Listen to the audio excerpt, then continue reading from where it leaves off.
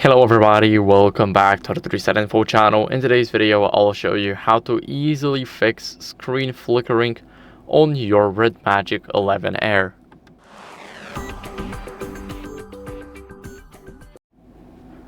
So first, what you guys want to do is go over into the settings, and in those settings adjust your brightness manually. So go to display. Now here, you guys want to disable automatic brightness so that your brightness does not change randomly, as you guys can see. Now I want to set it up here. As you guys can see, in a couple of seconds or minutes, the automatic brightness should change that level. So we definitely don't want automatic brightness to be enabled. We want to adjust the brightness level by ourselves. And as you guys can see, I adjusted mine. Now, if you adjusted yours, go over into the Play Store. Now go to search and search for the screen dimmer and then OLED saver. Here we're going to click the first app and click install.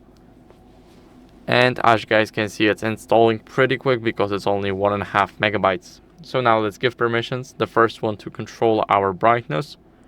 Now the next one is whenever we rotate our device, just open an overlay or a keyboard. You need to scroll all the way down right here, as you guys can see. Let's go to screen dimmer, use it, and click allow. Now, as you guys can see, we even got the explanation here to update the overlay when you rotate your device or toggle the keyboard. Now let's grant permission for the notifications to display the brightness bar. Once we enable the service, as you guys can see, I'll quickly lower it. And here we have the screen dimmer. We can tap it and it will automatically change the brightness. Now, if you don't want to use the app no more, then just click right here. And as you guys can see, the service is now disabled. And what you guys can do as a last resort here is go to settings and check for software updates. So to check the software updates, scroll down to system. It's almost at the bottom. And click system update. Now my software is up to date. As you guys can see, all you need to check the software has a Wi-Fi connection, and my software is up to date, so I don't need to update it. But if you have an option to download and install the newer version, make sure to do that. It's very important to keep up with the latest version of your software. So that's it for the video. I hope it was helpful.